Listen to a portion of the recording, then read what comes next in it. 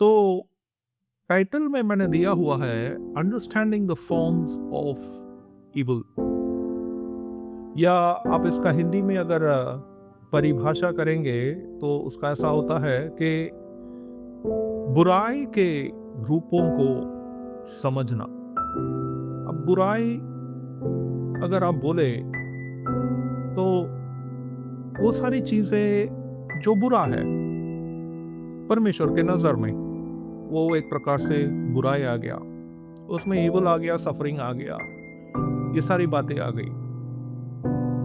तो अगर एंशंट या ग्रीक लैंग्वेज जहां से हमको इंस्पिरेशन मिला है बाइबल को ट्रांसलेट करने का, उसको आप देखेंगे तो ग्रीक वर्ड में जो कॉमनली ट्रांसलेट होता है उसको हम डेविल कहते हैं, जो इंग्लिश में उसको हम डायोबोलोस कहते हैं ग्रीक में। सो डायोबोलोस मतलब कि जो स्लैंडरर हो, एक्यूजर हो, जो विभाजन करता हो।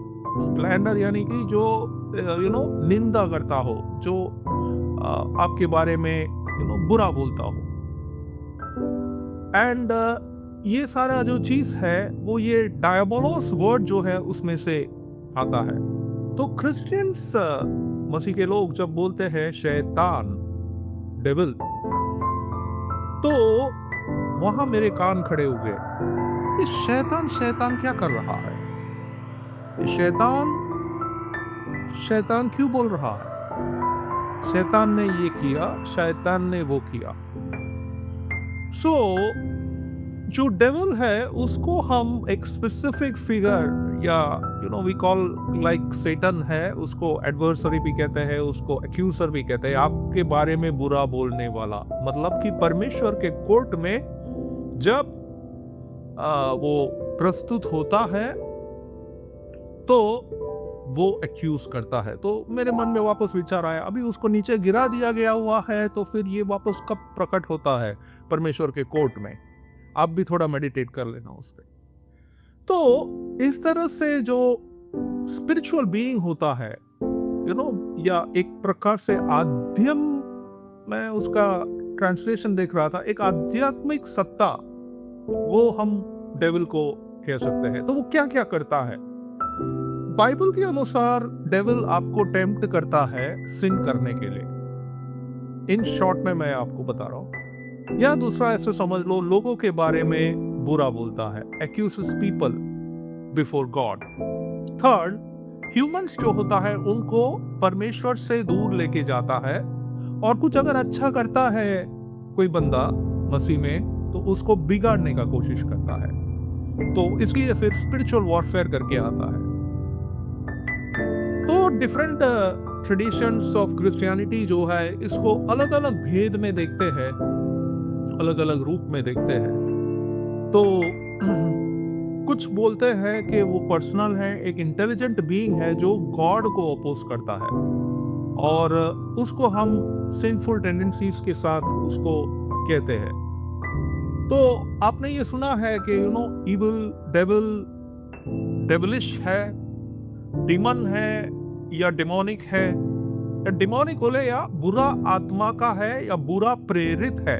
अब बुरा आत्मा में आप अगर थोड़ा और डीप स्टडी करेंगे तो आपको दिखेगा कि एक प्रकार सा स्पिरिट जो है उसको हम लेवियाथन कहते हैं। डिलीवरेंस मिनिस्ट्रीज में काफी बार जब आप करते होंगे तो कन्फ्रंट करते हैं लेवियाथन स्पिरिट को, वो कन्फ्रंट करता है और वो अपोज करता है गॉड के थिंग्स को। दूसरा एक टाइप ऑफ स्पिरिट है जेसेबल स्पिरिट, जो है एक इविल स्पिरिट, और वो इविल स्पिरिट जो है वो मैनिपुलेशन, कंट्रोल, कॉन्फ्रंटेशन, कंट्रोल और ऐसे सब चीजें करता है। मतलब ये बुरी आत्माओं का मैं एक बिब्लिकल ये बता रहा हूं। तो अगर हम ऐसे ले कि दूसरे रिलीजन में ओके, मैं संक्षेप में आपको बताता हूँ। बुरा शैतान, शैतानी, दानव, राक्षसी प्रकार,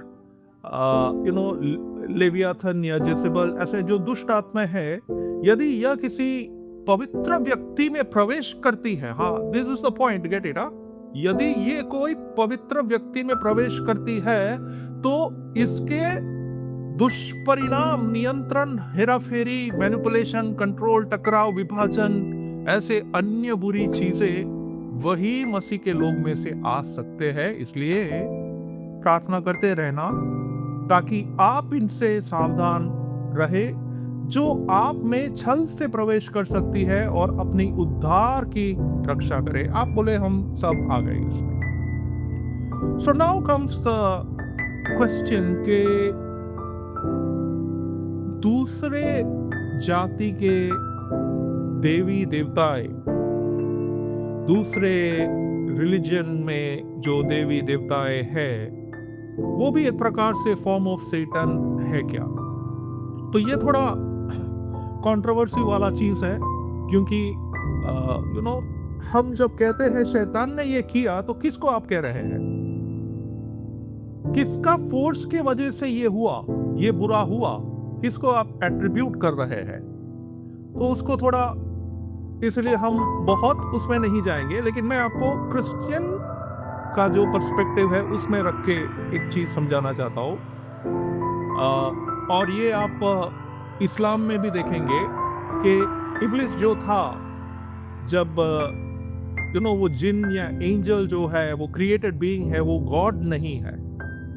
और काफी बार जब हम गॉड के साथ शैतान ने ये करवाया कहते हैं, ये शैतान से प्रेरित है कहते हैं, तो कहीं ना कहीं हम हमारे मन में अगर गॉड के साथ सैटन को इक्वेट कर रहे हैं, तो आज सवेरे परमेश्वर आपके अंडरस्टैंडिंग उस तरह से रिन्यू करना चाहता है कि Satan is not equal to God, but even Satan भी जो है एक क्रिएटेड बीइंग था।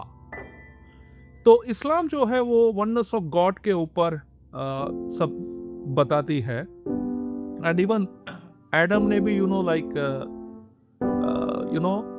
उसके बात को समझ नहीं पाया था।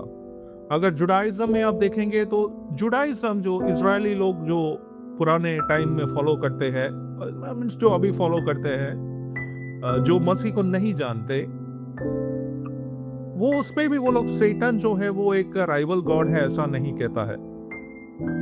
और दूसरे सारे जो अन्य जाति जो है, इवन अगर आप हिंदुइज्म में देखेंगे, तो हिंदुइज्म में बहुत सारा कॉम्प्लेक्स गॉड्स एंड गॉडेसेस है। तो कहीं ना कहीं जब हम कहते हैं शैतान, तो शैतान ने ये करवाया, शैतान ने ये पाप करवाया, तो वहां पे वो कहते हैं कि पाप तो हमारे में है ही नहीं। पाप तो हम इग्नोरेंस मानते हैं, अविद्या है या अधर्म है, और इसलिए अच्छे कर्म करने का, भगवत गीता, वेदा, उपनिषद सब जो आप देखेंगे, तो वो राइट कंडक्ट के ऊपर बताएगा। और इसलिए फिर दूसरे देवी देवताओं के ऊपर फोकस है।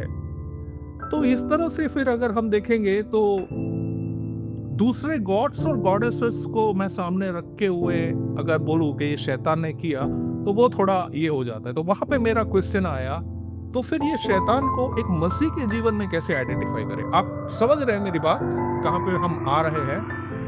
हम कोई कॉन्टेक्स्ट, हम कोई कंपैरिजन में नहीं जा रहे हैं आज कि काली दुर्गा जो है या शिवा जो है, जिसको डिस्ट्रॉयर के कहा जाता है अन्य दूसरे धर्म में, राइट, उसमें हम नहीं जा रहे। मैं सिर्फ मसीह लोगों का ही कॉन्टेक्स्ट में बात करना चाहता हूँ। एक मसीह के बंदे के अंदर शैतान कैसे आता है, कैसे जड़ लेता है? वो मसीह का बंदा था, पर वो कैसे आता है? आइए खोलिए मेरे साथ बाइबल अपने आप, और अपने बाइबल खोलिए और मेरे साथ आ जाइए यूहन्नान का 8 उसका 44। John 8 का 44 ऐसा कहता है, He was a murderer from the beginning and does not stand in the truth because there is no truth in him. When he lies, he speaks out of his own resources, for he is a liar and the father of lies. क्या पढ़ा हमने? यूहान का 8 का 44 ऐसा कहता है, यूहान 8 का 44, तुम अपने पिता शैतान से हो और अपने पिता की लालसाओं को पूरा करने चाहते हो। वह तो आरंभ से हत्यारा है और सत्य पर स्थिर न रहा, क्योंकि सत्य उसमें है ही नहीं। जब वह झूठ बोलता तो अपने स्वभाव ही से बोलता, क्योंकि वह झूठा है वरन झूठ का पिता है। तो बाइबल में एक हमको ये इलस्ट्रेशन मिलता है कि वो झूठा है और वो झूठ में ही बात करता है। अब वो गॉड नहीं है और वो गॉड बनना चाहता है, तो ये भी एक झूठ हो गया। अब वो गॉड जैसा चीजें अगर करने को देखेगा वो भी एक डिसेप्शन हो गया। ठीक है, अगर आप 2 कोरिन्थियंस 11:14-15 देखेंगे, and no wonder for Satan himself masquerades as an angel of light. It's not surprising then if his servants also masquerade as servants of righteousness. मतलब दूसरा कोरिन्थी उसका 11, 14 और 15 अगर आप देखेंगे तो उसमें ऐसा है कि और यह कुछ अचंभे की बात नहीं, क्योंकि शैतान आप भी ज्योतिर्मय स्वर्गदूत का रूप धारण करता है। यदि उसके सेवक भी धर्म के सेवकों का स्वरूप धरे तो कुछ बड़ी बात नहीं, परंतु उनका अंत उनके कामों के अनुसार होगा।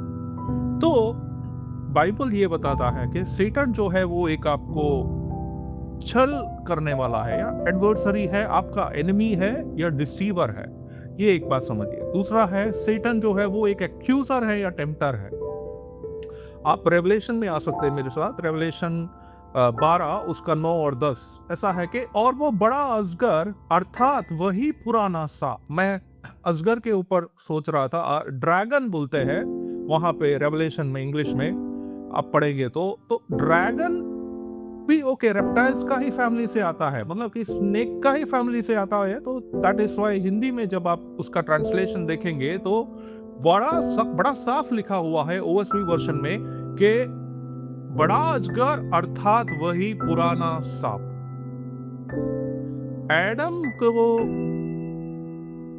एडम के अर्धांगी या हवा के साथ कौन आया था बात करने? शैतान के रूप में हवा आया था। हम उधर जा नहीं रहे क्योंकि समय थोड़ा कम है इसके लिए। तो जेनेसिस में अगर आप देखेंगे तो स्पष्ट हो जाएगा कि एक डेविल है और एक रूप धारण करके आता है। तो इधर वो कहता है कि और वो बड़ा अजगर अर्थात वही पुराना सांप जो इब्लिस और शैतान कहलाता है और सारे संसार को भरमाने वाला है। तो वो भरमाता है, पृथ्वी पर गिरा दिया गया और उसके दूत उसके साथ गिरा दिए गए।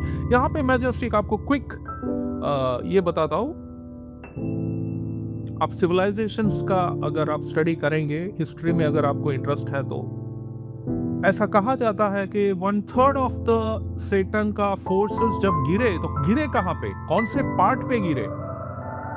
हाँ, तो कुछ अफ्रीका पे गिरे, कुछ इंडिया पे गिरे, कुछ चाइना पे गिरे, कुछ ग्रीक पे गिरे। राइट, मैं अफ्रीका का बात करता हूँ। अफ्रीका में बहुत सारे देवी देवताएं हैं, इंडिया में बहुत सारे देवी देवताएं हैं, करेक्ट। अब लोग उसको एक गॉड है मानते हैं, तो वो उनका आस्था की बात है, लेकिन सच्चाई ये है कि गॉड ने सृष्टि को बनाया है। हम कहते हैं ना, हम तो खुदा के बेटे हैं, फिर क्या कहते हैं? सब कुछ हमारा है। क्यों कहते हैं?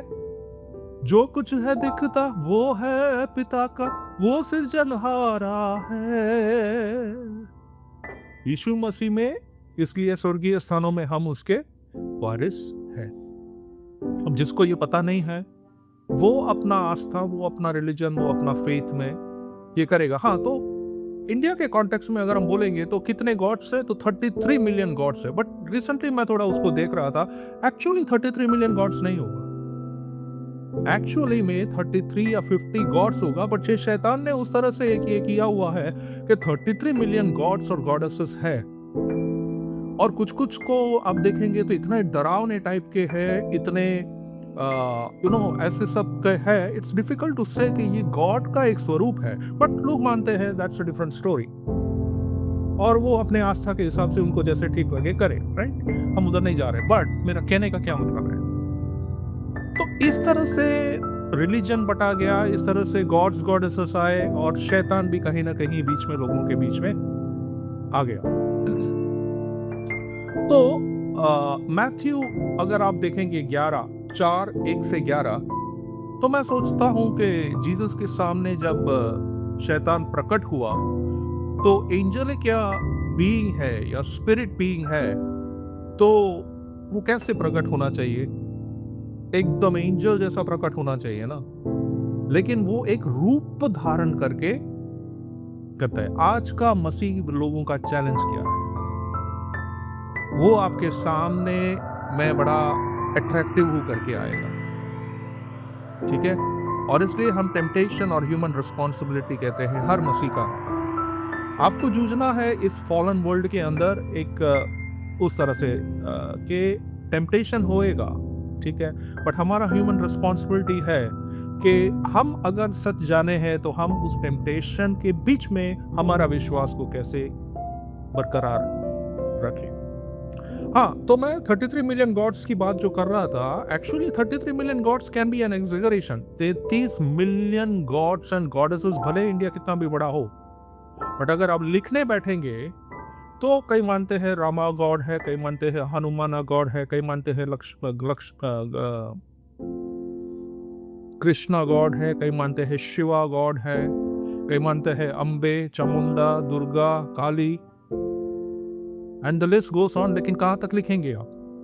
50 शायद, combining north of India, south of India, east of India, west of India. तो दैट मीन्स कहीं ना कहीं जो है सच्चाई जो है ट्विस्ट हुआ है, ठीक है?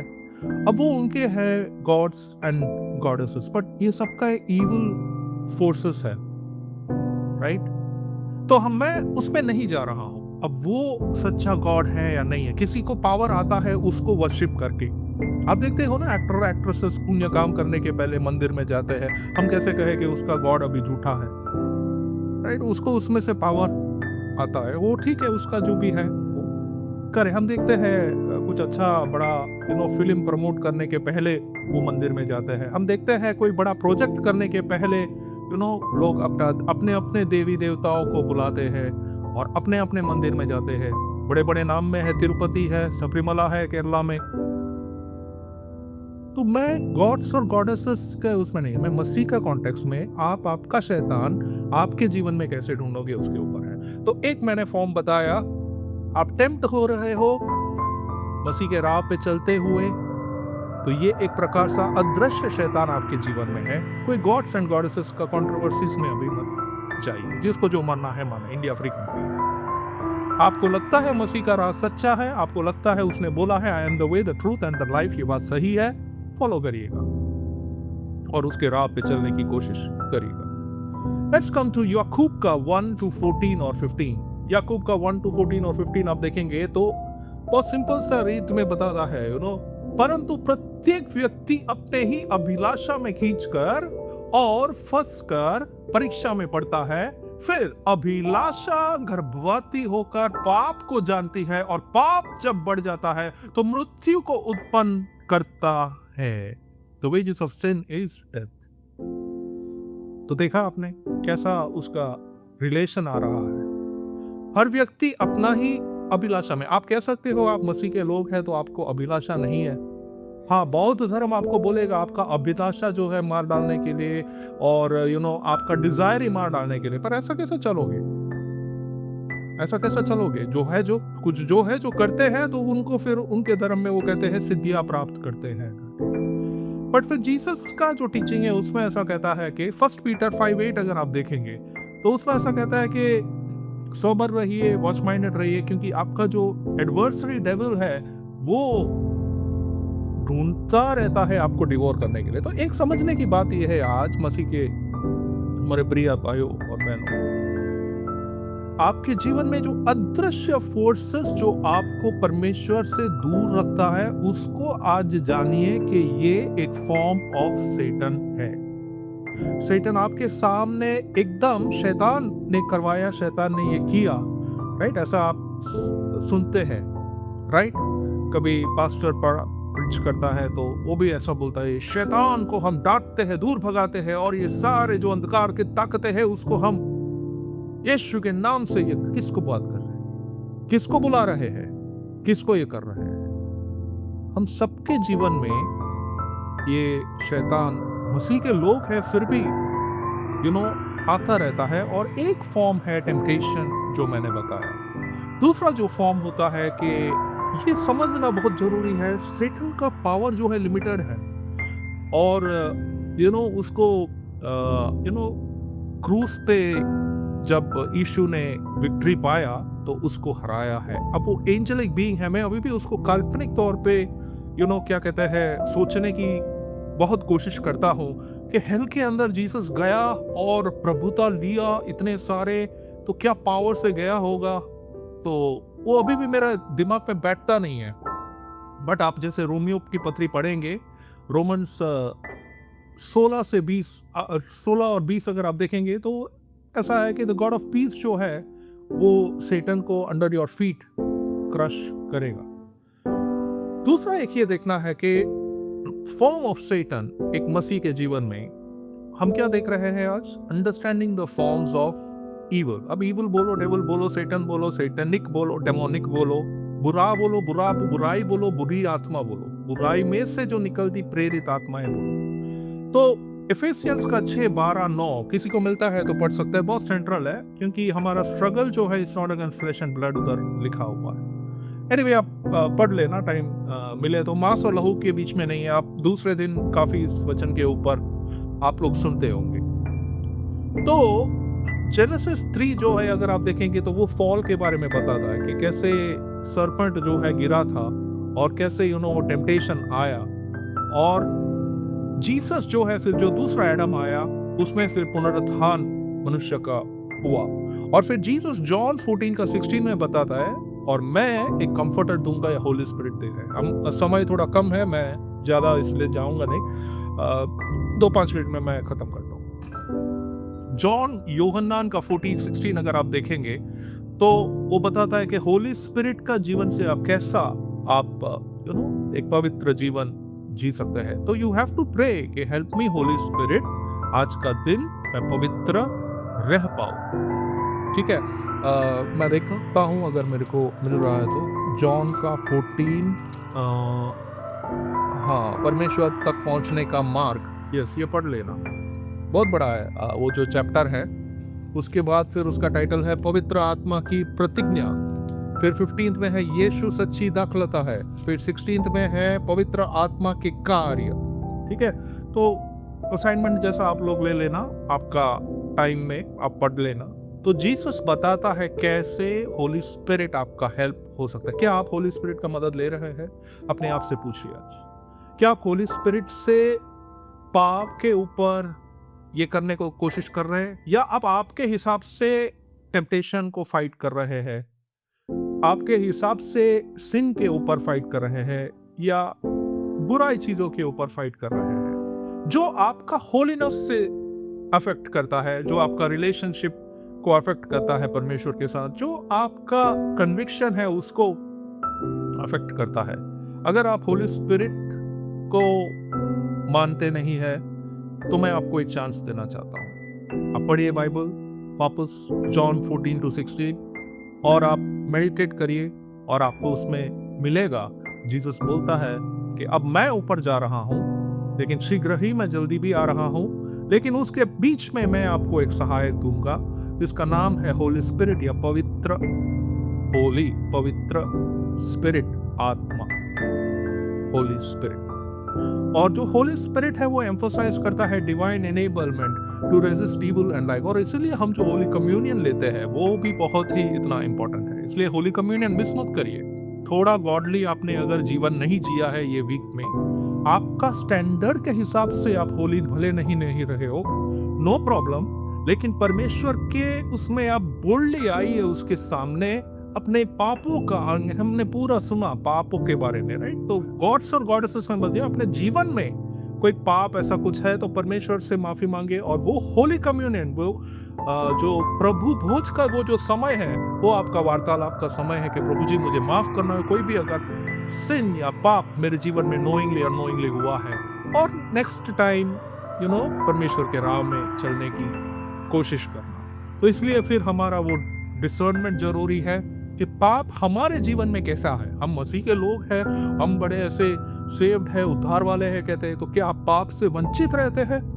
अगर अब मैं ऐसा बोलूंगा तो अगर ऐसे आप थोड़ा उसको ऊपर मेडिटेट करना और अपने आप को परमेश्वर के इसमें आप लेके जाना और रिपेंट करना and power of the Holi spirit से आपका स्पिरिचुअल डिसिप्लिन को आगे लेके जाइए और फिर आप जो वर्शिप कर रहे हैं और फिर आपका जो एक अंडरस्टैंडिंग है मसीह में तो यू नीड रियली तो फिर इस तरह से अगर आप देखेंगे कि कोई आपका पापों का उद्धार करके दे तो वो आंसर है मसीह यीशु और इसलिए आप मसीह यीशु में फॉलो करते हैं।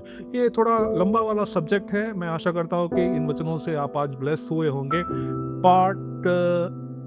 मैंने पार्ट 3 लिखा हुआ है but I think part 2 hopefully God willingly हम नेक्स्ट टाइम से देखेंगे। और भी बातें हैं इसके अंदर जैसे जैसे परमेश्वर बताता है उन चीज़ों को मैं आपको बताने की कोशिश करता रहूँगा। प्रभु हम सबको मदद करें। Thank you for listening. Over to you Kamal भाई। God bless you. Thank you भाई दिलीप भाई और मेरा नाम मैटर पीटर है। Oh, sorry. Thank you, Peter भाई। Okay no problem. Thank you Philip भाई, सच में बहुत ही अच्छा वचन प्रभु हम सबको आशीषित किया। नए आयाम को परमेश्वर के हमने देखा है। लाइक जैसे कि परमेश्वर ने पूरी दुनिया को बनाई, सृष्टि को बनाई, तो शैतान परमेश्वर के तुल्य नहीं, परमेश्वर से कहीं मतलब समझिए आप पूरी सृष्टि की सृष्टि करता है वो परमेश्वर है, उसका ही बनाया हुआ सृष्टि है।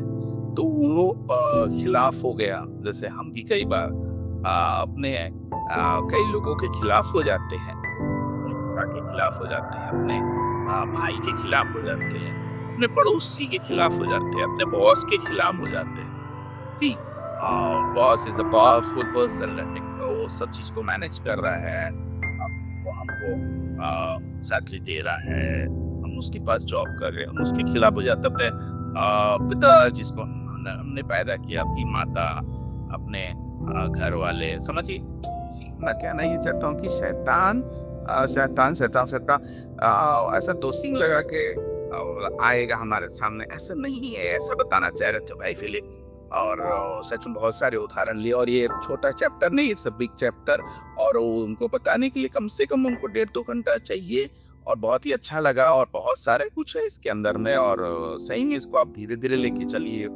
भले आई विल सजेस्ट कि आप भले 4-5-6 वीक लगे, लेकिन धीरे धीरे जाइए तो और चीजों को हम और समझ पाएंगे। सच में बहुत अच्छा आप सब जुड़िए, मॉर्निंग डिवोशन में सच में बहुत ही अच्छा है, और सर जुड़ ही रहे हम लोग, और सही में हर एक सेशंस को अटेंड करें हम लोग, और काफी कुछ सीखने के लिए मिलेगा, समझने के लिए मिलेगा हमको। और प्रभु के करीब परमेश्वर चाहता है कि हम अनजान ना रहे। हम कई लोग नाश हो रहे हैं क्योंकि उनमें ज्ञान की कमी की वजह से नाश हो रहे हैं। तो ज्ञान की कमी हमारे अंदर ना रहे, तो प्रभु चाहता है कि हम बुद्धिमान बने, ज्ञानवान बने, और हम समझे चीजों को। जरूरी है कि समझना, जानना कि कहाँ पर क्या चीजें है जो हमें गिरा देगी, हमें प्रभु से दूर कर सकती है। तो इसलिए प्रभु का ज्ञान, प्रभु की knowledge is very important, wisdom is very important, कि अंडरस्टैंडिंग कहाँ पर क्या क्या चीजें, बहुत सारी चीजें चल रही है। और शैतान सच में, जैसा कि प्रभु को वचन कहता है कि उस वक्त सभी बनाकर आएगा हमारे सामने, हमको समझ में ही नहीं आएगा। बहुत अच्छी बातें कई सारे लोग करते हैं, और बहुत सारे कई सारी अच्छी बातें हमारे आसपास में, लेकिन सब बातें हमारे भलाई के लिए नहीं होगी।